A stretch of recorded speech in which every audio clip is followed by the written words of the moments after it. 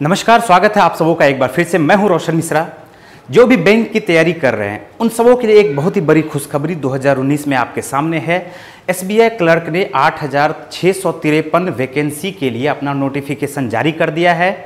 कुछ लोगों का यह मानना था कि एसबीआई क्लर्क हो सकता है कि इस बार एग्जाम नहीं ले, क्योंकि आदत हो गया था ये अल्टरनेट ईयर में ही होगा। लेकिन जैसा कि मैंने आपको शुरू में भी बताया था, कुछ दिन पहले ही मैंने एक वीडियो बनाया था कि इस बार 1 लाख से ज़्यादा वैकेंसी बैंक देने वाला है। तो आप अगर गौर करेंगे तो एसबीआई क्लर्क ने 8,653 पोस्ट के लिए वैकेंसी दिया, जबकि एसबीआई पीओ ने 2,000 पोस्ट के लिए वैकेंसी दिया। तो टोटल मिलाकर के अगर आप बात करेंगे सिर्फ एसबीआई की, तो 10,653 वैकेंसी है आप सबों के लिए। ठीक है, मैं बात करना चाहता हूं क्वांट सेक्शन का। आज मैं आपको बताने वाला हूं कि क्वांटिटेटिव एप्टीट्यूड की तैयारी आप कैसे करेंगे, क्योंकि इसका सिलेबस इस बार दिया हुआ भी नहीं है और पिछले बार इसका थोड़ा सा चेंज भी हुआ था। 2018 से पहले थोड़ा हम लोग देख लेते हैं कि क्वेश्चन पूछा क्या जाता था 2017 तक। तो सिंप्लीफिकेशन से 10 या 15 क्वेश्चन पूछा गया था, या तो 10 क्वेश्चन या 15 क्वेश्चन पूछा गया था। 2018 से पहले की मैं बात करूं एसबीआई क्लर्क की, तो अप्रोक्सीमेशन से क्वेश्चन नहीं रहता था, नंबर सीरीज से क्वेश्चन रहता था। और नंबर सीरीज से जो क्वेश्चन रहता था वो रहता था मिसिंग नंबर से, और 5 क्वेश्चन रहता था आपको नंबर सीरीज से। ठीक है, डेटा इनइक्वालिटी से क्वेश्चन नहीं पूछा जाता था, अरिथमेटिक से क्वेश्चन पूछा जाता था। यहाँ भी आपको 10 से 15 क्वेश्चन ही पूछा जाता था। ठीक है, तो आप यहाँ पर क्या गौर कर रहे हैं, सिंप्लीफिकेशन से 10 से 15 क्वेश्चन और 10 से 15 क्वेश्चन अरिथमेटिक से। अगर 15 क्वेश्चन सिंप्लीफिकेशन से पूछा जाता था तो 10 क्वेश्चन अरिथमेटिक से पूछा जाता था। ठीक है, या 15, अगर 10 क्वेश्चन सिंप्लीफिकेशन से पूछा जाए तो 15 क्वेश्चन अरिथमेटिक से रहता था। डेटा इंटरप्रिटेशन से सिर्फ एक सेट पूछा जाता था, यानी 5 क्वेश्चन आपको डेटा इंटरप्रिटेशन से पूछा जाता था। लेकिन 2018 में एसबीआई क्लर्क ने अपना पैटर्न थोड़ा चेंज किया और जो एग्जाम लेने का तरीका था वो उसमें उसने थोड़ा विस्तार किया। विस्तार करने का ये मतलब है कि मैथमेटिक्स में उसने लास्ट ईयर अलग अलग शिफ्ट जितने भी एग्जाम हुए हैं अलग अलग शिफ्ट में अलग अलग तरह के क्वेश्चन पूछे। जैसे किसी शिफ्ट में 5 क्वेश्चन सिंप्लीफिकेशन से था, किसी शिफ्ट में 5 क्वेश्चन अप्रोक्सीमेशन से रहा, किसी शिफ्ट में 5 क्वेश्चन मिसिंग नंबर से था, किसी शिफ्ट में 5 क्वेश्चन नंबर सीरीज के रॉन्ग नंबर से था, किसी शिफ्ट में डेटा इनइक्वालिटी से भी क्वेश्चन था और एक्स वाई बेस्ड था, और किसी शिफ्ट में डेटा इनइक्वालिटी का arithmetic based quantity based question था। ठीक है, अरिथमेटिक से भी आपको कम क्वेश्चन ही पूछा गया था, 10 क्वेश्चन आपसे पूछा गया था, जबकि इसका 15-15 भी कभी कभी पूछा जाता है। और 10 क्वेश्चन में भी ये मिला जुला के था। ठीक है, ये मिला जुला के था। एलिगेशन से बहुत सारा क्वेश्चन था, प्रॉफिट एंड लॉस से क्वेश्चन था, टाइम एंड डिस्टेंस से क्वेश्चन था, टाइम एंड वर्क से क्वेश्चन था, परसेंटेज से तो क्वेश्चन रहता ही रहता है, क्योंकि यही तो बैकबोन है अरिथमेटिक का। ठीक है, और डेटा इंटरप्रिटेशन में एक सेट आपको पूछा गया टेबल ग्राफ या लाइन ग्राफ या बार ग्राफ या पाई चार्ट से। ठीक है, या नहीं तो एक सेट पूछा गया टेबल, लाइन, बार और पाई में से कोई भी किसी भी शिफ्ट में एक इसी में से पूछा गया। ठीक है, और एक जो पूछा गया वो पूछा गया आपको कैसलेट डीआई से। मिसिंग डीआई भी आपसे पूछा गया है। ट्रायंगुलर ग्राफ मैंने इसलिए रखा है कि आप तैयारी इसका भी करेंगे, क्योंकि आईबीपीएस पीओ मेंस 2018 में ट्रायंगुलर ग्राफ से भी क्वेश्चन था। ठीक, तो कैसलेट डीआई से भी एक क्वेश्चन हर एक शिफ्ट में पूछा गया था। और उसके बाद टेबल, लाइन, बार, पाई चार्ट और मिसिंग में से किसी से भी एक सेट तो जरूर था। और डेटा सफिशिएंसी से भी किसी शिफ्ट में आपसे क्वेश्चन पूछा गया। तो अब आप ये बताइए कि सिलेबस ही आपका इतना है, अगर सिलेबस ही आपका इतना है तो इससे अब बाहर क्या पूछ सकता है? इससे बाहर अब क्या पूछ सकता है, आप खुद सोचें। इसका मतलब है कि पिछले वर्ष एसबीआई क्लर्क ने अपने आप को विस्तार किया और जितना भी सिलेबस से क्वेश्चन है, यानी आप ये नहीं कह सकते हैं कि सिर्फ सिंप्लीफिकेशन से क्वेश्चन आएगा, आप ये नहीं कह सकते हैं कि सिर्फ नंबर सीरीज का सिर्फ मिसिंग नंबर आएगा, रॉन्ग नंबर नहीं आएगा, तो आप ये कुछ भी नहीं कह सकते हैं। तो इसका मतलब क्या है कि जो भी बैंक का तैयारी कर रहे हैं, जो भी बैंकिंग एस्पायरेंट्स हैं, उनको अगर मैथ्स की तैयारी करनी है तो इन सारे चैप्टर पे कमांड करना पड़ेगा, इन सारे चैप्टर पे कमांड करना पड़ेगा। किसी भी एक चैप्टर को अगर आप छोड़ देते हैं तो आपकी ये बेवकूफ़ी हो सकती है, आप किसी भी एक सिंगल चैप्टर को भी ना छोड़े। अब रहा बात कि इस 50 दिनों में आपको करना क्या सब है, उस समय का आप सदुपयोग करें। आप अगर तैयारी कर रहे हैं मैं आपको एक तरीका बता रहा हूं कि हम लोग किस तरह से तैयारी करते थे और आपको भी किस तरह से तैयारी करनी चाहिए। अगर आपको ये पसंद आए तो आप इस मेथड को जरूर एक बार अप्लाई करेंगे, ठीक है। तो मैं आपको अपना एक्सपीरियंस के आधार पे आपको बता रहा हूं कि किस तरह से आपको तैयारी करनी चाहिए, चाहे मैथ सेक्शन हो, चाहे रीजनिंग हो, चाहे इंग्लिश हो। प्री तो है ही, उसके बाद फिर मेंस भी आ जाता है आपका। तो आप अपने आप के लिए 10 से 12 घंटे का टाइम एक बना ले कि आपको इस 50 दिनों में 10 से 12 घंटे तो फिर हिलना भी नहीं है किसी भी तरह से। 10 से 12 घंटे में आपको करना क्या सब है, आप अगर ऑनलाइन सेट दे रहे हैं या ऑफलाइन सेट दे रहे हैं, अगर डेली दे रहे हैं ऑनलाइन और ऑफलाइन दोनों दे रहे हैं, तो आप ऐसा करें उसे अल्टरनेट डे में दे। मतलब ये है कि एक दिन आप ऑनलाइन दे और एक दिन आप ऑफलाइन सेट दे, किसी भी सेट, किसी भी टेस्ट सीरीज का अगर आप सेट दे रहे तो वो आपके लिए बहुत जरूरी है, ठीक। ये आपका एक तो तैयार हो गया सेट देना। हाँ, प्री और मेंस दोनों का सेट दे अभी से ही। ये जो 50 दिन है इसमें भी आप ये तय कर ले कि हमको प्री भी देना है और मेंस भी देना है, तो प्री और मेंस दोनों को दे।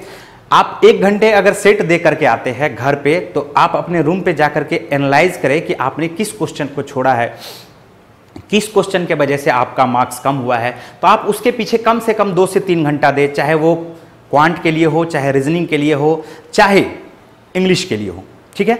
जीए जो भी करंट अफेयर्स पढ़ते हैं, इकोनॉमिक्स पढ़ते हैं, उनके लिए मैं ये सलाह देना चाहता हूं कि आप सुबह सुबह पढ़ें। सुबह सुबह 4:30 या 5 बजे आप उठ करके 1 से 1.5 घंटे का टाइम अपना शेड्यूल सेट कर ले कि इस 1.5 घंटे में आपको पढ़ना है और पिछले 6 महीने का सारा करंट अफेयर्स आपके लिए होना चाहिए। अब रहा बात करंट अफेयर्स के लिए आप कौन सा बुक ले, या अगर आप किसी ऐप से पढ़ रहे हैं तो वो भी कोई बात नहीं है। अगर आप मार्केट से कुछ खरीद रहे हैं उसके बाद पढ़ रहे हैं मटेरियल, तो आपके लिए एक बहुत अच्छा मैंने जो गेन किया है कि करंट अफेयर के लिए एक आता है बैंकिंग क्रॉनिकल, ठीक है। तो आप उसे फॉलो कर सकते हैं। एक तो वो हो गया। तो 1 से 1.5 घंटे का टाइम आप इसके लिए दे दें, जीए के लिए, इकोनॉमिक्स के लिए और बैंकिंग के लिए। ये आप अभी से ही लगातार करते रहे। ऐसा नहीं कि आपका प्री में रिजल्ट होगा फिर जाकर के आप अगस्त में शुरू करेंगे इसका तैयारी करना जीए का, नहीं, अभी से ही आप जीए पढ़ना शुरू कर दें, ठीक। दूसरा चीज, एक तो मैंने आपको सेट के बारे में बताया कि एक दिन आप ऑनलाइन सेट दे और एक दिन आप ऑफलाइन सेट दे। ये आप लगातार करते रहे। सप्ताह में अगर आप 6 दिन भी करते हैं इस चीज को, तो आपके लिए ये 100% फायदेमंद साबित होगा, ठीक। ये आप अपना एक रूटीन सेट कर ले 3 से 4 घंटे का, ये आपका सेट का टाइमिंग हो जाएगा। उसके अलावा जो मैंने आपको बताया 6 से 7 घंटा या 5 से 6 घंटा, उसके लिए मैं आपको बताता हूं आपको करना क्या सब है। तो आप हमेशा ये कोशिश करें कि प्रीवियस ईयर का क्वेश्चन बनाए। प्रीवियस ईयर का 2015 से लेकर के 2018 तक जो भी एग्जाम हुआ, ये नहीं कि सिर्फ एसबीआई का ही आपको बनाना है। जो भी एग्जाम हुआ, चाहे वो आईबीपीएस का ही क्यों ना हुआ हो, एसबीआई पीओ मेंस का ही क्यों ना हुआ हो, तो मेंस और प्री दोनों तरह के क्वेश्चन आप अपने पास ले आएं। चाहे इंग्लिश हो, चाहे रीजनिंग हो, चाहे मैथ्स हो, किसी भी सेक्शन का रहे, वो आपके पास सेट जरूर उपलब्ध होना चाहिए। चाहे आपको नेट से मिल रहा हो, चाहे आप मार्केट में कहीं पे भी बुक परचेज कर रहे हो, वो आपके पास जरूर होना चाहिए प्रीवियस ईयर का। और प्रीवियस ईयर का सुबह में आप सेट बनाइए या 2-3 घंटे का जब आपके पास टाइम रहे, तो आप प्रीवियस ईयर का भी बनाइए और साथ साथ आप जो जहां पे ऑनलाइन सेट दे रहे हैं या ऑफलाइन सेट दे रहे हैं वो भी कीजिए। ये आप लगातार करते रहिए। सप्ताह में 6 दिन तो एकदम करना ही करना है। और संडे के दिन आपको, संडे के दिन क्या करना है, संडे के दिन आप पूरे सप्ताह में जो भी आपने पढ़ा है, पिछले 6 दिनों में आपने जो भी पढ़ा है, उन 6 दिनों में आपने जो भी पढ़ा है उन सभी को एक सरसरी निगाहों से आप देखें, उसको एक बार फिर से रिवाइज करें। आप अपने कमजोरी को ढूंढें कि आप किस जगह पे कमजोर जाके पड़ जा रहे हैं, कहां पे आप जाके कमजोर पड़ जा रहे हैं। अगर आपका टाइम एंड डिस्टेंस वाला पार्ट कमजोर है तो आप टाइम एंड डिस्टेंस को बना ले। अब जो बहुत दिनों से तैयारी कर रहे हैं या 6 महीने से भी कम से कम तैयारी करना शुरू कर रहे हैं, तो उसके लिए तो सारा का सारा चैप्टर थोड़ी कमजोर होगा, कोई ना कोई एक चैप्टर कमजोर हो सकता है, कोई ना कोई एक टॉपिक उसको थोड़ा बहुत परेशान कर सकता है। तो आप उस टॉपिक पे ध्यान दें और उसके कमजोरी को पकड़ के उसको ज़्यादा से ज़्यादा क्वेश्चन उसका सॉल्व करने का कोशिश करें। हाँ, आपको करना क्या है कि टाइम एंड डिस्टेंस का अगर आप में थोड़ा सा भी गड़बड़ी है या हो सकता है कि एवरेज से आपको क्वेश्चन नहीं बन पा रहा है, तो आप एवरेज का जो क्वेश्चन है उसको ज़्यादा से ज़्यादा बनाएं। चाहे आप कोई भी बुक फॉलो कर रहे हैं, चाहे कोई भी बुक फॉलो कर रहे हैं, प्रीवियस ईयर का रहे, चाहे किसी भी ईयर का रहे या किसी पब्लिकेशन का रहे, उससे कोई फर्क नहीं पड़ता है। आप उसके सारे चैप्टर को बना जाए। अब इसमें से अगर अरिथमेटिक, हाँ अरिथमेटिक पे अगर आपको कंट्रोल रहेगा, इस अरिथमेटिक पे कंट्रोल रहेगा, तो इसका मतलब है कि डीआई पे भी आपका कंट्रोल हो जाएगा। ठीक है, अरिथमेटिक पे कंट्रोल करना बहुत ही जरूरी है। लोग सोचते हैं कि अरिथमेटिक है नहीं, अरिथमेटिक में बहुत ज़्यादा कुछ है नहीं, कम क्वेश्चन रहेगा, हो सकता है एसबीआई पीओ में 5 ही रहे, तो आप उस पर ध्यान मत दें। आप इस पर ध्यान दें कि आपको अरिथमेटिक अच्छा रखना है। अगर आप अरिथमेटिक अच्छा रखेंगे तभी आपका डेटा इंटरप्रिटेशन आपका सॉलिड हो पाएगा, चाहे वो कैसलेट हो जाए, चाहे टेबल ग्राफ हो जाए, चाहे डेटा सफिशिएंसी हो जाए, क्योंकि डेटा सफिशिएंसी से भी क्वेश्चन रहता है। ठीक है, तो ये था आपके लिए कि आप पढ़े कैसे।